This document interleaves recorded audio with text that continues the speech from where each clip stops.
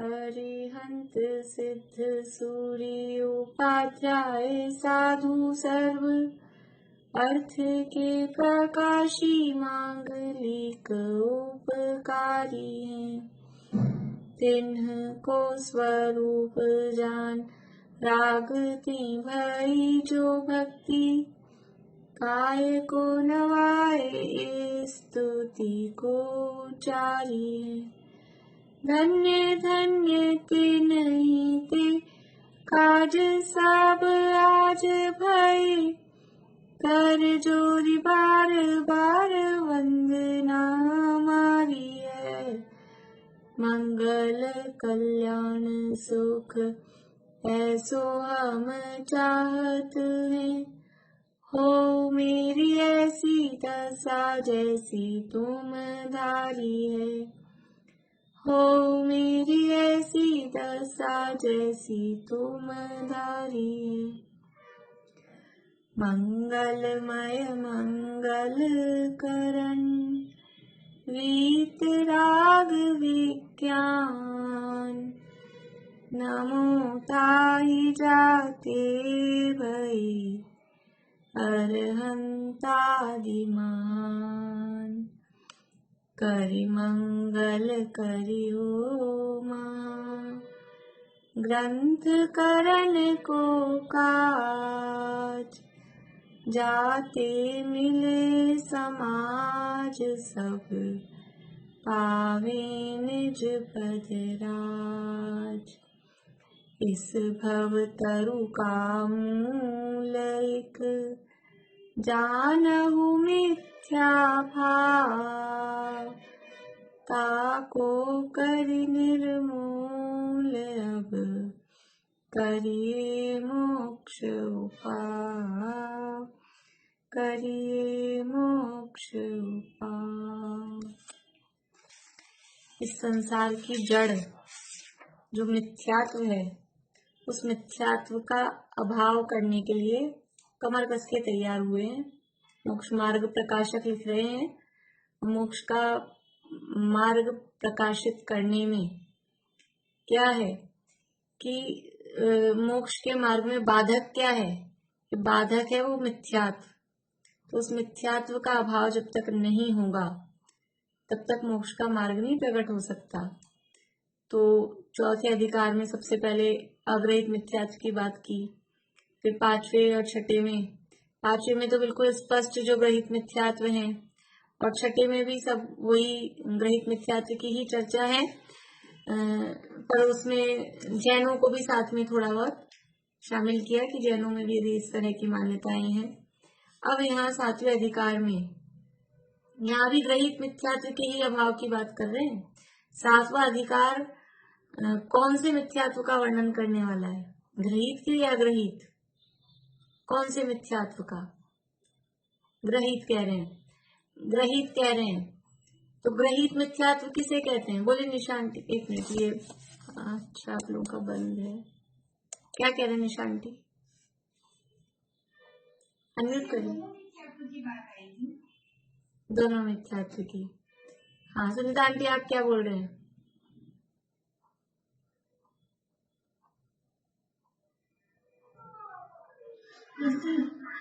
इसी भाव की बात आएगी ना, ग्रहित मिथ्यात्व तो इसी भाव में मिला हुआ है ना। देखिए ग्रहित मिथ्यात्व किसे कहते हैं? ग्रहित मिथ्यात्व का मतलब है कुगुरु कुदेव कुधर्म के निमित्त से जो नया मिथ्यात्व ग्रहण किया हो। तो यहाँ तो कह रहे हैं कि जो जीव जैन है जिन आज्ञा को मानते हैं, तो जैन है जिन आज्ञा को मान रहे हैं वो कुगुरु कुदेव कुधर्म का निमित्त तो है ही नहीं उनके, फिर ग्रहित मिथ्यात्व कैसे कह रहे हैं?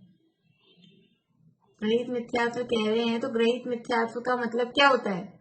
कुगुरु कुदेव कुधर्म को मानना पूजना, उसका नाम ग्रहित मिथ्यात्व है। लेकिन जैसे विष्णु ने कहा ना, ग्रहित मिथ्यात्व उसे भी कहते हैं जो इस भाव में नया ग्रहण किया। भले ही सच्चे देवशास्त्र गुरु का निमित्त हो, लेकिन जो विपरीत मान्यताओं में ग्रहण कर ली तो वो ग्रहित मिथ्यात्व है, और उसमें वो सच्चे देवशास्त्र गुरु को ही उन्होंने अपनी मान्यता में कुदेव को गुरु बना लिया। इसलिए यहाँ भी वर्णन किसका है? ये ग्रहित मिथ्यात्व का ही वर्णन है, क्योंकि ये ये मिथ्यात्व कब ग्रहण किया? अनादिकाल से चला आ रहा है क्या? अनादिकाल से ये मिथ्यात्व नहीं चला रहा। क्यों? क्योंकि जो जीव जैन है, जिन आज्ञा को मानते हैं, मतलब शास्त्र पढ़ते हैं, शास्त्र पढ़कर भी उन्होंने ये मिथ्यात्व ग्रहण किया। तो शास्त्र पढ़ना तो अनादिकाल से नहीं चल रहा था, वो तो इस मनुष्य भाव में शास्त्र पढ़ने वाली बात होती है ना। तो शास्त्रों को पढ़कर भी मिथ्यात्व ग्रहण किया। देखिए, जब कभी आप लोगों ने नए चक्र की क्लास सुनी हो, शुरू में ही नए चक्र में यानी अभी मेरे पास में शुरू में ही एक गाथा है, नयों की आवश्यकता, ये इस तरह का प्रकरण है शुरू में। तो वहाँ ये है माइल धवल आचार्य की गाथा, लवणम वैणम भणियम जीवाणम सुनय लास्ट की उसकी जो दूसरी लाइन है उससे अपने को मतलब है, सम्मा सुव्य मिच्छा जीवाणम सुनय मग्गरहियाणम, की अर्थ ऐसा है गाथा का कि जो जीव जैसे नमक सभी व्यंजनों को शुद्ध कर देता है, शुद्ध कर देता है मतलब स्वादिष्ट बना देता है। नमक नहीं हो तो कैसे लगता है, सब फीका फीका, और नमक है जैसे वो व्यंजनों को बराबर स्वादिष्ट बना देता है। तो वो नमक होना चाहिए, नमक से सब व्यंजन शुद्ध होते हैं। वैसे ही नयों से, नए हो तो सारा जो शास्त्र है वो शुद्ध रहते हैं। शुद्ध रहते हैं मतलब कि यदि जीव नयों के ज्ञान से रहित है तो सम्मा सुव्य मिथ्या, सम्यक शुद्ध भी उसके लिए मिथ्या हो जाते हैं। नयों के ज्ञान से रहित जीव को सम्यक, यही शास्त्र, यही समय सार, बनारसी दास जी का उदाहरण आता है। बनारसी दास जी, पंडित बनारसी दास जी सभी जानते होंगे, नाटक समय सार जिन्होंने लिखा, उनको समय सार मिला, उन्होंने समय सार पढ़ा और समय सार पढ़कर वो निश्चयाभासी हो गए, जो मान्यता अपन पढ़ने वाले हैं।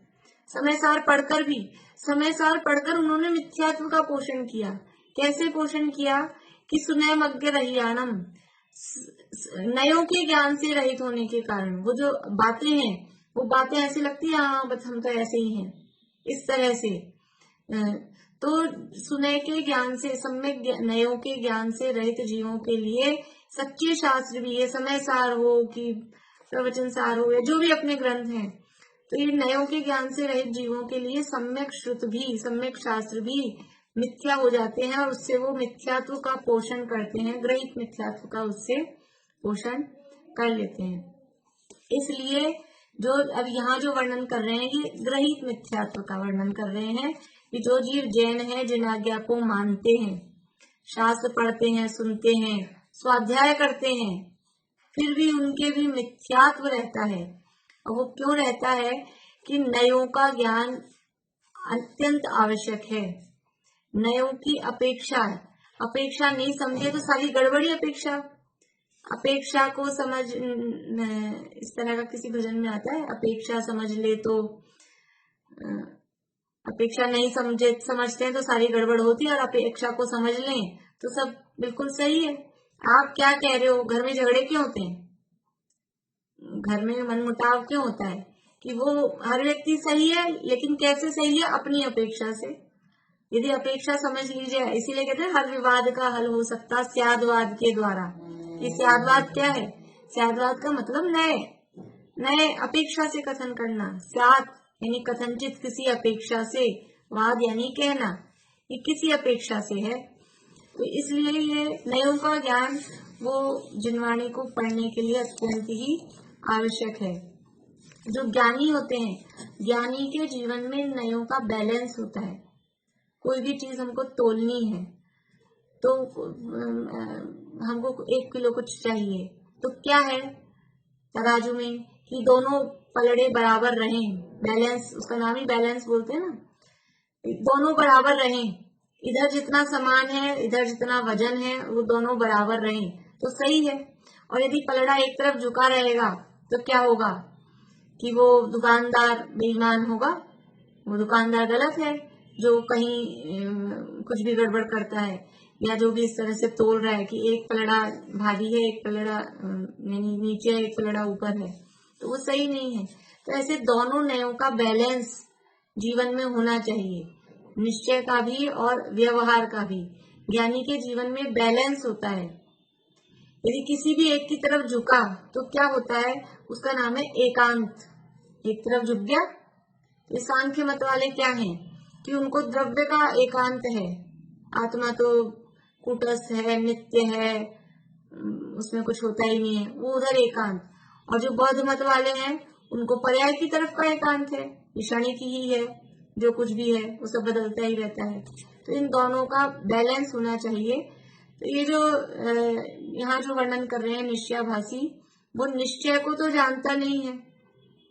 वास्तव में निश्चय नय का क्या स्वरूप है, निश्चय नय की कथन की क्या अपेक्षा है, उसको तो जानता नहीं है। निश्चय को जानता नहीं है और मानता क्या है कि हम निश्चय को जान रहे हैं। तो ऐसा उसको आभास हो जाता है और ऐसे आभास के कारण वो मिथ्या दृष्टि ही बना रहता है। इसकी पहली मान्यता क्या है कि अपने आत्मा का सिद्ध समान अनुभव करते हैं। अपने आत्मा का सिद्ध समान अनुभव करते हैं। गलती क्या है? गलती यह है कि अनुभव करते हैं। अनुभव करते हैं मतलब वर्तमान में अपने को पर्याय में, वर्तमान पर्याय में मैं सिद्ध जैसा हूँ। देखो, वर्तमान में ही हमको सिद्ध जैसा अनुभव भी करना है, लेकिन वो कैसे करना है? द्रव्य रूप से। द्रव्य रूप करी सर्व थिर, परजय थिर है कौन, द्रव्य दृष्टि आपा लखो, परजय न करी गौन। तो अपने आत्मा का स्वरूप द्रव्य दृष्टि से देखना है, लेकिन पर्याय का पक्ष भी सामने पता होना चाहिए।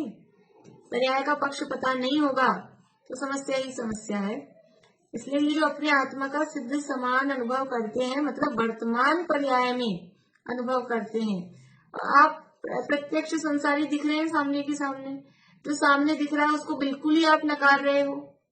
गौण करना वो अलग बात है और निषेध करना वो अलग बात है। नए चक्र में वहीं शुरू में 10 पॉइंट दिए दादा ने, तो वहाँ और परिभाषाएं भी है। अनिराकृत प्रतिपक्षो वस्वन शिवराही ज्ञातुर अभिप्रायो नया, कि प्रतिपक्ष का निराकरण न करते हुए नयों के कथन में गौणता अभीष्ट है। सामने दूसरे वाले पक्ष का वो निषेध नहीं करता। यदि सर्वथा उसका निषेध करे, पर्याय होती ही नहीं, अशुद्धता है ही नहीं, तो वो नय नहीं है, नया भास है। या कोई कहे द्रव्य होता ही नहीं है, बस पर्याय में जो दिख रहा है वही है, तो वो भी नय नहीं है, नया भास है। हाँ, पर्याय को हम नेग्लेक्ट करते हैं, अभी उसकी तरफ ध्यान नहीं दे रहे, वो है लेकिन अभी ये बात नहीं। गुरुदेव श्री के प्रवचन सुनते हैं आप लोग, निशांति बराबर सुनते हैं, तो ये बात गुरुदेव श्री के कथन प्रवचनों में बराबर सुनने में आती होगी। कोई प्रकरण चल रहा हो तो कोई नीचे से श्रोता कहता है, भाई वो भी तो बात है।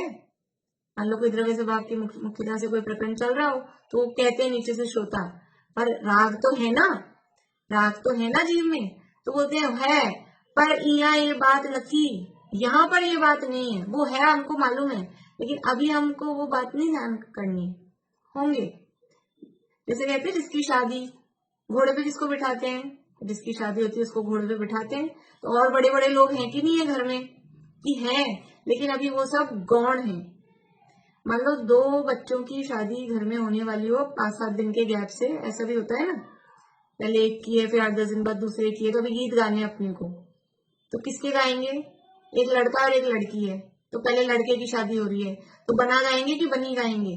क्या गाएंगे? कि अभी पहले लड़के की शादी है तो पहले बना गाएंगे। तो बनी नहीं है क्या, वो लड़की नहीं है कि उसकी नहीं होगी क्या शादी, कि होएगी, लेकिन अभी ये मुख्य है। जब नेक चार करेंगे, हल्दी लगाएंगे, जो भी करेंगे, तो किसके करेंगे? कि अभी जिसकी होने वाली है ना पहले उसके करेंगे, और जब उसकी होगी तब इसको, कि अभी ये गौण है। तो ऐसा ये मुख्य गौण करके जानना, ये जब तक नहीं समझ में आएगा तब तक ये आभास खड़े होते रहते हैं। तो उसने जिनवाणी पढ़ा, समयसार पढ़ा, और समयसार में कहा मैं तो द्रव्य संग्रह पढ़ा और सव्य शुद्धाऊ शुद्ध नया इतना समझ में आ गया, आगे पीछे का कुछ नहीं, पूरी गाथा में ऊपर नीचे नहीं देखा, और सव्य शुद्धाऊ शुद्ध नया, तो मतलब शुद्ध हूं, मैं तो सिद्ध कोई जैसा हूं, ऐसा ही हूं मैं। नियम सार में एक गाथा है, गुण 8 से है अलंकृत और जन्म मरण जरा नहीं, है सिद्ध जैसे जीव त्यों भवलीन संसारी वही। सिद्धों से अपनी तुलना की, शायद शुद्धात्म शतक में है वो गाथा। गुण 8 से है अलंकृत और जन्म मरण जरा नहीं है सिद्ध। सिद्ध भगवान ऐसे ही हैं, 8 गुणों से सहित हैं, जन्म मरण बुढ़ापा नहीं है सिद्ध जैसे जीव त्यों। कौन से जीव? भवलीन संसारी, अभी हम जो संसार में डूबे हुए जीव है ना, भव में लीन, संसार में लीन, ऐसे हम सब संसारी जीव भी सिद्धों के समान हैं, ऐसी गाथा है। तो ठीक है, मैं तो सिद्धों के समान हूँ, मैं सिद्ध हूँ, ऐसा ही अपने को अनुभव करे तो क्या होगा? ये निश्चयाभास है। तो वर्तमान में अपने को पर्याय में सिद्ध समान अनुभव करते हैं। आप प्रत्यक्ष संसारी हैं पर भ्रम से अपने को सिद्ध मानते हैं, वह मिथ्या दृष्टि है। देखो, जहाँ पर्याय की बात करेंगे, गुण स्थानों की बात करेंगे, तो 13वें गुण स्थान वर्ती अरहंत भगवान, 14वें गुण स्थान वर्ती अरहंत भगवान, वो भी गुण स्थान वाले हैं, वो भी संसारी हैं। ऐसे जब द्रव्य स्वभाव से समानता बताएंगे तो जो निगोद में सोई मुझ में सोई मोक्ष मंडार, वहां निगोदिया को भी सिद्ध के समान बताएंगे। लेकिन जब अंतर बताएंगे तो जो अरहंत है वही सिद्ध है। फिर दो परमेश्वरी क्यों, एक ही परमेश्वरी कर देते, दो परमेश्वरी क्यों होते अलग? ये दो अलग अलग हैं। 14वें गुणस्थान के अंतिम समय तक भी वो सिद्ध नहीं है। अनंत भगवान तो अपने आप को सिद्ध समान सिद्ध अनुभव करते होंगे ना, मैं तो सिद्ध हूँ। अनंत भगवान, केवली भगवान समर्षण में विराजमान है, वो क्या अनुभव करते होंगे? उनको भी ज्ञान, यद्यपि विकल्प वगैरह वहां नहीं है, लेकिन अपन सोचें तो वो ये अंतर जानते हैं कि नहीं जानते हैं? उनको अपने केवल ज्ञान में अंतर दिखाई देता है कि नहीं दिखाई देता है कि अभी ये अनंत रूप अवस्था है और सिद्ध रूप अवस्था अलग होती है। द्रव्य स्वभाव से अनंत रूप है और पर्याय में सिद्ध अवस्था वो अलग होती है। अनंतों के ऐसे विकल्प रूप विचार नहीं होते, लेकिन मतलब अपन सोच रहे हैं ऐसा। तो ये जो अंतर है वो बराबर अंतर होता ही है। तो ये पहला पॉइंट हुआ कि अपने को सिद्ध समान, वर्तमान पर्याय में अपने को सिद्ध समान मानता है, ये पहला पॉइंट हुआ। अब है आगे दूसरा point, page number 193, last para. तथा अपने को केवल ज्ञानादि का सद्भाव मानते हैं, परंतु क्या मान रहा है? पहले तो मान रहा है मैं अभी सिद्ध हूँ, अब दूसरा क्या मान रहा है? अब जब सिद्ध है तो केवल ज्ञान भी हो गई। देखो, सिद्ध है और इसमें मान रहा है वर्तमान में ही केवल ज्ञान आदि सहित हूँ, तो मतलब समझ लो अनंत जैसी स्थिति भी हो गई। सिद्ध तो मान ही लिया और केवल ज्ञान का सद्भाव तो अनंत दशा में भी हो जाता है। तो अपने को केवल ज्ञान आदि का सद्भाव मानते हैं। केवल ज्ञान आदि यानी केवल ज्ञान यानी अनंत ज्ञान, अनंत दर्शन, अनंत सुख, अनंत वीर्य, जो सारे शुद्ध रूप निर्मल पर्याय हैं, वो सब अपने को उनका सद्भाव मानते हैं। परंतु अपने को तो शयोक्षम रूप मतिश्रुत आदि ज्ञान का सद्भाव है। शायिक भाव तो कर्म का क्षय होने पर होता है, और ये भ्रम से कर्म का क्षय हुए बिना ही शायिक भाव मानते हैं, सो यही मिथ्या दृष्टि है। गलत क्या है? अपने को केवल ज्ञान का सद्भाव, शास्त्रों में तो लिखा है हमारा केवल ज्ञान स्वभाव है, शास्त्रों में तो लिखा है, पढ़ा है कि नहीं पढ़ा है? केवल ज्ञान रूप स्वभाव है हमारा। ये समझ लो, ये द्रव्य संग्रह की टीका में जो उपयोग अधिकार आया तो वहां ये बात आई है केवल ज्ञान रूप स्वभाव है। तो क्या गलत करता है कि अपने को अभी वर्तमान में ही केवल ज्ञान मान रहा है। स्वभाव मानना वो अलग बात है, और पर्याय में वो चीज मानना वो अलग बात है। यदि स्वभाव ही नहीं होता केवल ज्ञान का, तो पर्याय में प्रकट हो जाता क्या? तो स्वभाव नहीं माने तो भी गलती पर है, और वर्तमान पर्याय में ही मान ले तो भी गलती पर है। केवल ज्ञान का स्वभाव ही नहीं होता तो जो चीज का स्वभाव ही नहीं है वो पर्याय में भी कैसे प्रकट होगा? जीव में स्पर्श, रस, गंध, वर्ण, ये स्वभाव है क्या? कि ये स्वभाव ही नहीं बिल्कुल भी, तो पर्याय में भी जीव में स्पर्श, रस, गंध, वर्ण नहीं होते हैं।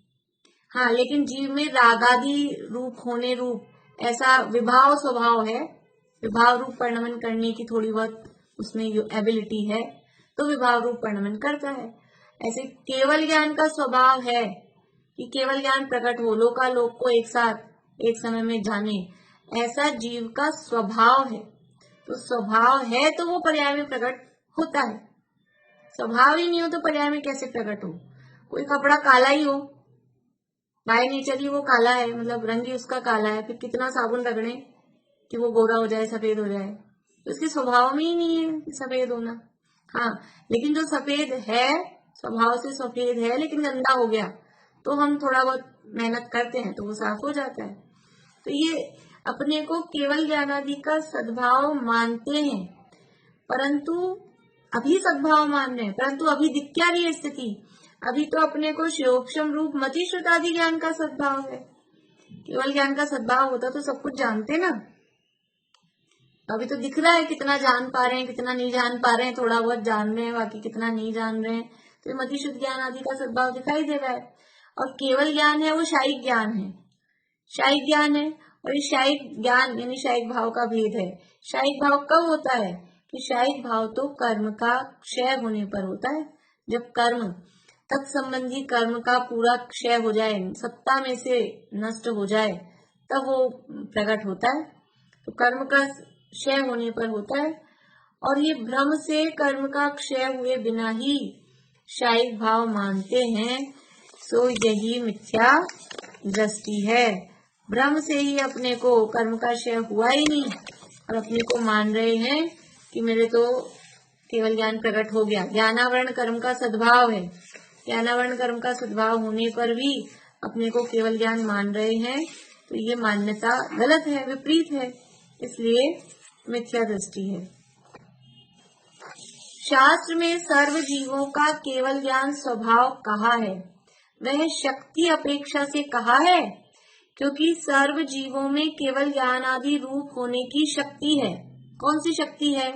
एक सर्वज्ञत्व नाम की शक्ति है, एक सर्वदर्शित्व नाम की शक्ति है। ये शक्तियां हैं। तो ये शक्ति किसमें होती है? केवल ज्ञान होने की शक्ति भव्य में होती है क्या अभव्य में होती है? केवल ज्ञान की शक्ति, बोले आप आंटी? भव्य में। केवल ज्ञान की शक्ति भव्य में। बेला भाभी? शक्ति तो सब में होती है, प्रकट खाली भव्य की। बहुत बढ़िया। अभव्य में भी केवल ज्ञान की शक्ति तो है, शक्ति में कोई कमी नहीं है। अभव्य भी होगा तो उसमें शक्ति तो है। तो शक्ति तो सब में है, सब जीवों का केवल ज्ञान स्वभाव है। ठोड़ू मूंग है, मूंग तो है ना, ठोड़ू मूंग में यानी मूंग के जो गुण है, अभी वहाँ शक्ति वैसे समझ लो आप कि मूंग की जो क्वालिटी है वो उसमें है कि नहीं है? वो तो उसमें भी है ना, लेकिन वो सीज के वो प्रकट नहीं हो पा रही उसकी क्वालिटी, वो बात अलग है। गुरुदेव श्री इसके लिए उदाहरण देते हैं, सुनाओ आप लोगों ने, लैंडी पीपल का। लैंडी पीपल होती है छोटी वाली पीपल, जहाँ पे आपे में ज्यादा चलती है, देते हैं। तो वो लैंडी पीपल है, उसमें कितनी उसमें चरपराहट होती है।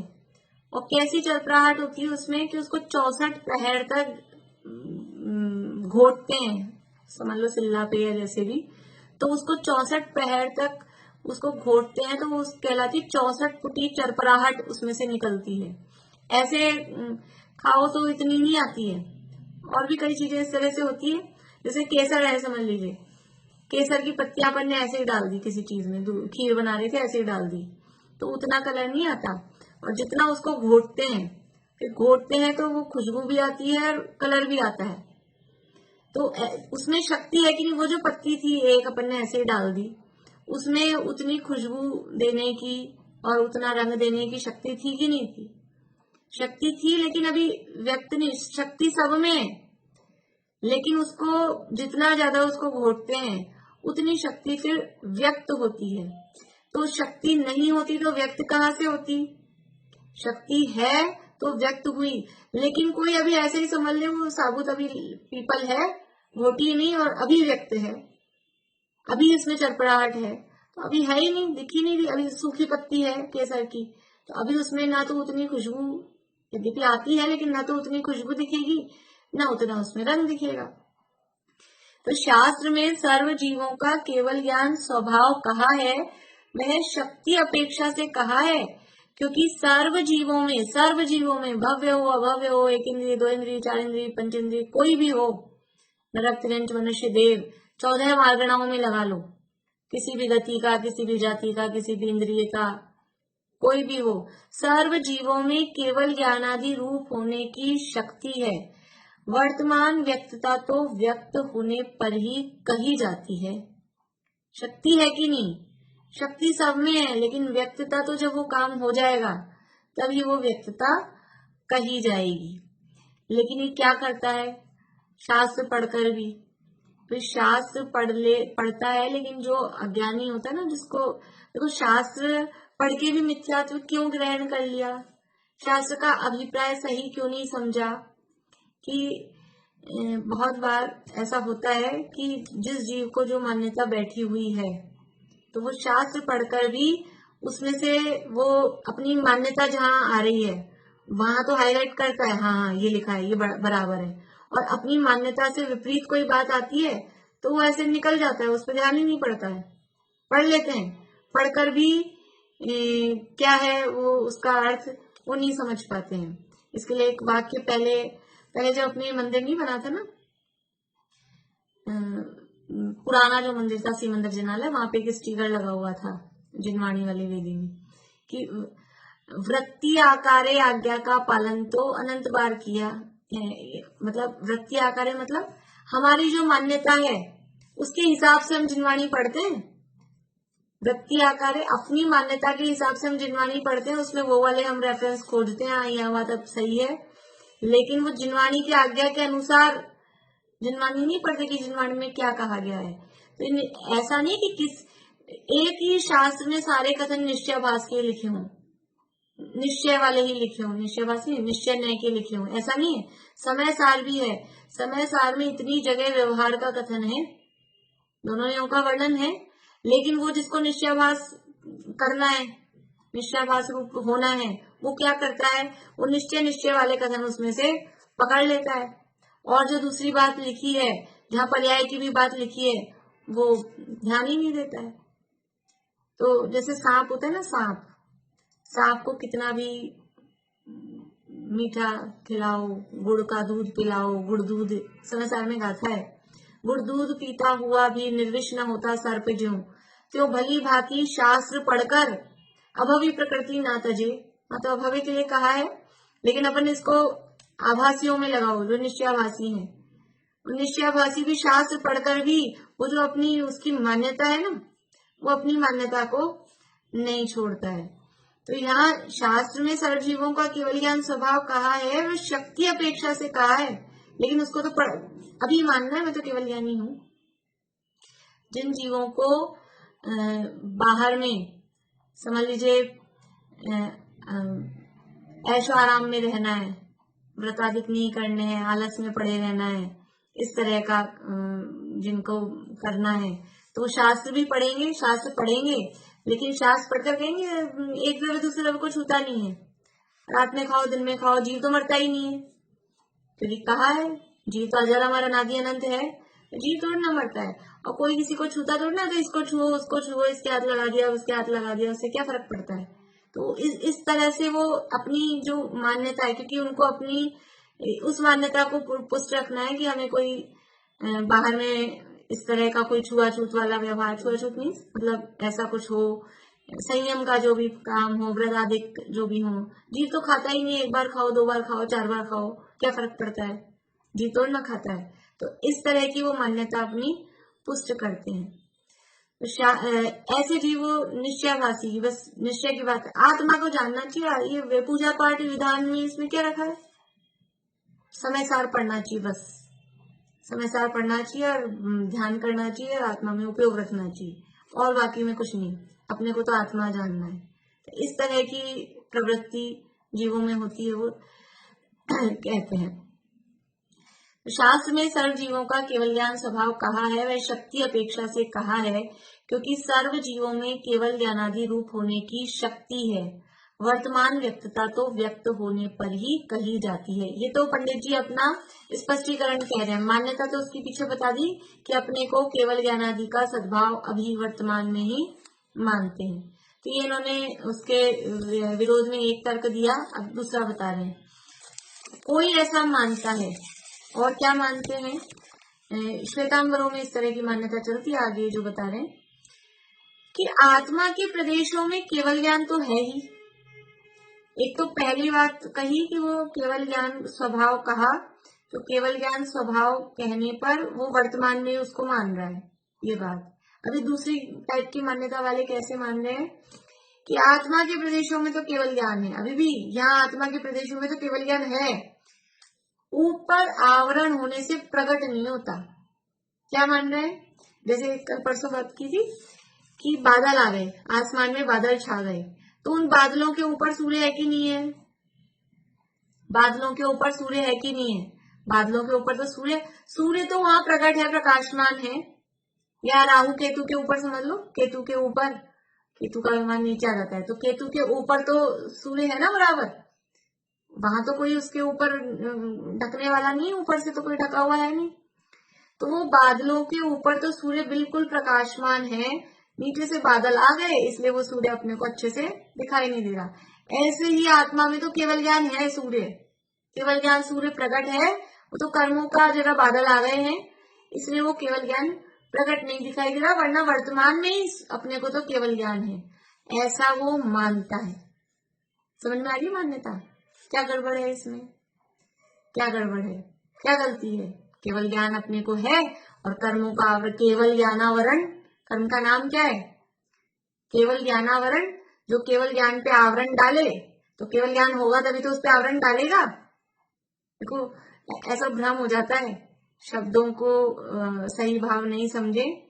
केवल ज्ञानावरण, तो जैसे ये है मोबाइल, इस मोबाइल पे हमने ये डाल दिया, ये कपड़ा डाल दिया, तो ये मोबाइल पे हो गया आवरण, ये मोबाइल पे हो गया आवरण। तो ऐसा ये केवल ज्ञान है और ऊपर से उस पर आ गया कर्म, तो ये हो गया केवल ज्ञानावरण कर्म। तो केवल ज्ञानावरण तभी तो बनेगा कि जब केवल ज्ञान हो उस पे वो कर्म डले। इसलिए हम मान रहे हैं, हमारी मान्यता में क्या गड़बड़ है? वर्तमान में हमको केवल ज्ञान है, तो कह रहे हैं ये केवल ज्ञान का स्वरूप नहीं है। केवल ज्ञान हो और इतने से कर्मों के आवरण आ जाए और आपका केवल ज्ञान ढक जाए, छुप जाए, वो केवल ज्ञान है क्या? वो उसको केवल ज्ञान कौन कहेगा? केवल ज्ञान किसे कहते हैं? देखो क्या कह रहे हैं, कोई ऐसा मानता है कि आत्मा के प्रदेशों में तो केवल ज्ञान ही है, ऊपर आवरण होने से प्रकट नहीं होता, ये तो कोई मानता है। तो कह रहे हैं सो यह भ्रम है, ये तुम्हारी मान्यता है, ये सब भ्रम है। यदि केवल ज्ञान हो तो वज्र पटल आदि आड़े आने होने पर भी वस्तु को जानता है, कर्म आड़े आने पर वह कैसे अटकेगा? केवल ज्ञान हो तो कुछ भी आ जाए, वज्र पटल भी, जिसमें जिसका वैक्रियक शरीर हो, वैक्रियक शरीर हो तो उनको कोई रोक सकता है क्या? हम दीवारें बंद कर देंगे, कोई देव अपने को मिल जाए, ये देव आ गया, हम उनको बंद करके रख देंगे, लोगों को दिखाएंगे देव है ऐसे, तो वो रुकते हैं क्या? वो तो कुछ भी वज्रपटल आ जाए, पर्वत आ जाए, कुछ भी आ जाए, स्फटिक मणि की संवर्षण जैसी वज्र की दीवारें आ जाए, तो भी वो रुकता नहीं है। ऐसे ही केवल ज्ञान किसे कहते हैं कि जो लोकालोक के, तीन लोक के समस्त पदार्थों को, अब तीन लोक के समस्त पदार्थों को जान रहे हैं तो वो नरक, मतलब नरक को जान रहे हैं, तो पृथ्वियां है कि नहीं है? वो पृथ्वियां कैसी है? उस पृथ्वियों के नीचे पहली, फिर पहली के दूसरे नीचे दूसरी, तीसरी, चौथी, सातवें तक, उसके नीचे जो एक राजू वाला स्थान है, कलकल भूमि, सब कुछ जानते हैं कि नहीं जानते हैं? फिर ये कर्म का आवरण, कर्म क्या चीज है? कर्म तो पुद्गल ही है ना, फिर कर्मों के आवरण से वो ज्ञान कैसे रुक सकता है? इसलिए केवल ज्ञान का स्वरूप ही सही नहीं समझ रहा है अभी तो केवल ज्ञान हो तो वज्र पटल आदि आड़े होने पर भी वस्तु को जानता है, कर्म आड़े आने पर वह कैसे अटकेगा? इसलिए कर्म के निमित्त से केवल ज्ञान का अभाव ही है। कर्म का निमित्त हुआ, देखो यहाँ जो कहते हैं ना केवल ज्ञानावरण, इसका मतलब क्या है कि पहले केवल ज्ञान है उसको उसने ढका है, ऐसा अर्थ नहीं है। वो केवल ज्ञान होने ही नहीं दे रहा है। केवल ज्ञानावरण का अर्थ क्या है? केवल ज्ञान को प्रकट ही नहीं होने दे रहा, इसी को कहा आवरण। वो तत्संबंधी गुण की वो जो हम पर्याय है, निर्मल पर्याय, उसको प्रकट नहीं होने देना, उसी को घात करना कहते हैं, घाती कर्म। वो गुण की निर्मल पर्याय को प्रकट ही नहीं होने दे रहा, इसी का नाम उसका घात करना है, इसी का नाम आवरण डालना है। पहले वो है गुण और फिर उसको ढका, गुण मतलब वो पर्याय प्रकट है और फिर उसको ढका हो, ऐसा नहीं है। इसलिए कर्म के निमित्त से केवल ज्ञान का अभाव ही है। यदि इसका सर्वदा सद्भाव रहता तो इसे पारिणामिक भाव कहते। केवल ज्ञान कौन सा भाव है? 5 भावों में से केवल ज्ञान कौन सा भाव है? बोले ज्योति जी, 5 भावों में से केवल ज्ञान कौन सा भाव है? शायिक भाव। शायिक भाव के भेदों में आता है, 9 भेद हैं शायिक भाव के, तो उसमें केवल ज्ञान पहले नंबर पे है। तो यदि ये इसका हमेशा केवल ज्ञान हमारे साथ में है, तो हमेशा यदि केवल ज्ञान होता तो शायिक भाव क्यों कहते? फिर कौन सा भाव कहना चाहिए था जो हमेशा रहे? उस भाव को कौन सा भाव कहते हैं? पारिणामिक भाव। फिर तो इसको पारिणामिक भाव कहना चाहिए था, केवल ज्ञान पारिणामिक भाव है, लेकिन पारिणामिक भाव नहीं कहा। कह रहे हैं कि यदि इसका सर्वदा सद्भाव रहता तो इसे पारिणामिक भाव कहते, परंतु यह तो शायिक भाव है। और पारिणामिक भाव क्या होता है? सर्व भेद जिसमें गर्भित है ऐसा चैतन्य भाव, सो पारिणामिक भाव है। पारिणामिक भाव का मतलब क्या, किसे कहते हैं पारिणामिक भाव? यहाँ तो सर्व भेद जिसमें गर्भित है, वहां पे कुछ ऐसा भेद नहीं पड़ता है। पारिणामिक भाव चैतन्य भाव, जीवत्व को ले अपन, जीवत्व पारिणामिक भाव है ना। तो किसमें है ये जीवत्व? जीवत्व कह दिया जीव, तो कौन आएंगे? संसारी जीव आएंगे कि मुक्त जीव आएंगे? एक इंद्रिय आएंगे कि 2 इंद्रिय आएंगे? त्रस आएंगे कि स्थावर आएंगे? मनुष्य आएंगे कि देव आएंगे? सब आएंगे। सर्व भेद जिसमें गर्भित है ऐसा वो चैतन्य भाव, वो सदा रहता है। पारिणामिक भाव का मतलब जो अनादि अनंत सदाकाल रहे। ये केवल शायिक भाव सदा रहता है क्या? उसको शायिक भाव कहा। शायिक भाव का मतलब क्या है कि जो पहले नहीं था, अनादि से नहीं था, बाद में नया प्रकट हुआ है। शायिक भाव का काल क्या है? शायिक भाव का काल साधी अनंत। साधी अनंत, साधी अनंत का मतलब, साधी मतलब नया प्रकट हुआ है, शायिक भाव नया प्रकट हुआ है। और पारिणामिक भाव किसे कहते हैं? कि जो हमेशा रहे। तो यदि केवल ज्ञान हमेशा रहता होता तो इसको पारिणामिक भाव कहते, लेकिन इसको शायिक भाव कहा। इसका मतलब है कि नया प्रकट होता है, हमेशा नहीं है। हमेशा नहीं है, वर्तमान में नहीं है, इसलिए ऐसा मानना पड़ेगा। सर्व भेद जिसमें गर्भित है ऐसा चैतन्य भाव, सो पारिणामिक भाव है। पारिणामिक भाव कि जो कभी जिसका अभाव नहीं हो, जैसे भव्यत्व और अभव्यत्व, उनको पारिणामिक कहा, तो वो पर्याय रूप पारिणामिक है, शुद्ध पारिणामिक है, समझ लीजिए। पर जीवत्व है, जीव में से जीवत्व का कब अभाव हो जाएगा? जब मुक्त हो जाते होंगे तभी जीवत्व का अभाव हो जाता होगा। या फिर जो निगोदिया है, अक्षर के अनंत विभाग ज्ञान है, सूक्ष्म निगोदिया लब्धिया पर्याप्तक, उसमें से जीवत्व का अभाव हो जाता होगा। पत्थर बन गए, पहाड़ बन गए, पहाड़ बन गए तो पत्थर हो गए ना, पत्थर, तो क्या जीवत्व का अभाव हो गया? तब भी वो जीवपना तो तब भी है। एक इंद्रिय पृथ्वी का एक हो गया तब भी जीवत्व का अभाव नहीं हुआ। इसलिए वो जीवत्व चैतन्य पारिणामिक भाव, वो पारिणामिक भाव है, केवल ज्ञान पारिणामिक भाव नहीं है। इस हाँ, और जीवत्व पारिणामिक वो द्रव्य रूप पारिणामिक भाव है। तो सर्व भेद जिसमें गर्भित है ऐसा चैतन्य भाव, जो बोल्ड टाइप से दिया है इसको, ये पारिणामिक भाव क्या है? ये चैतन्य भाव वो पारिणामिक भाव है। इसकी अनेक अवस्थाएं मति ज्ञानादि रूप व केवल ज्ञानादि रूप हैं, सो यह पारिणामिक भाव नहीं है। इसलिए केवल ज्ञान का सर्वदा सद्भाव नहीं मानना। देखो ज्ञान है ना, ज्ञान तो पारिणामिक भाव है, लेकिन केवल ज्ञान वो शायिक भाव है। और मतिशुद्ध ज्ञान कौन से भाव है? शायोक्षमिक भाव है। लेकिन ज्ञान मात्र देखा जाएगा तो वो पारिणामिक भाव है। ज्ञान अभी वर्तमान में है, भूतकाल में भी था, भविष्य में भी रहेगा, वो सदा रहेगा, लेकिन केवल ज्ञान सदा नहीं है, वो पारिणामिक भाव स्वरूप नहीं है। बोलिए ज्योति जी।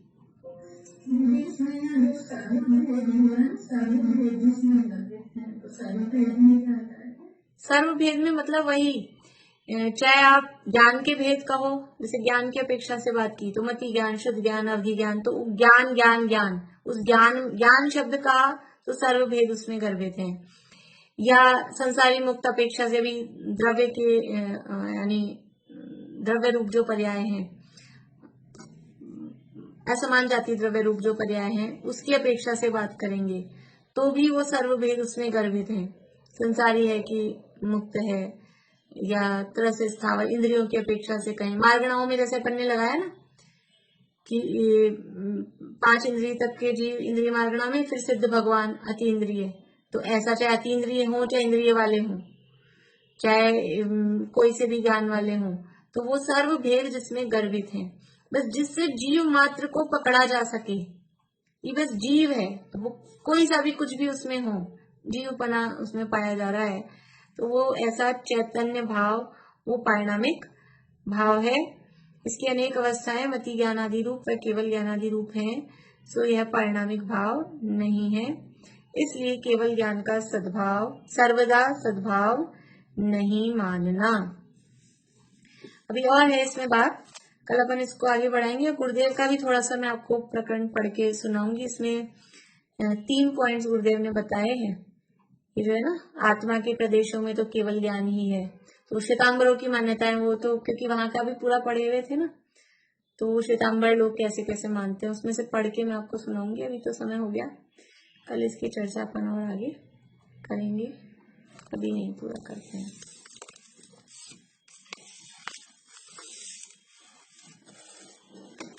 हाँ भाभी, हाँ 24 को दे देंगे हम।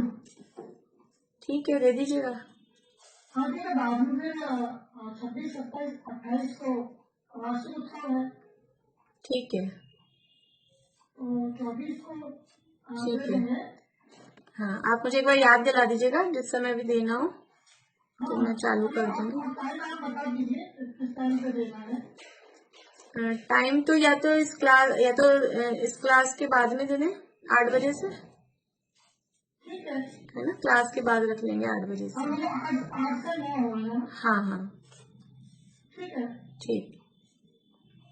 अब बाकी कुछ किसी करके है, मतलब जो आपने सैंपल पेपर भेजा था ना, आप मुझे व्हाट्सएप कर दीजिएगा या फिर फोन करके पूछ लीजिएगा या मैसेज कर दीजिएगा। हाँ, ठीक है।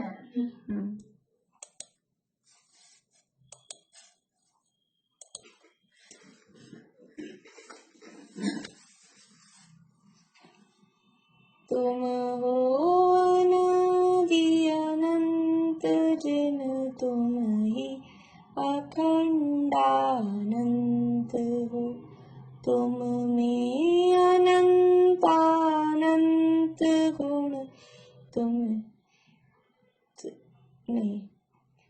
तुम हो अनादि अनंत जिन तुम ही अखंडानंत हो, तुम वेद विरहित वेद विद शिव कामिनी के कंत हो, तुम संत हो भगवंत हो, तुम पव जलधि के अंत हो, तुम में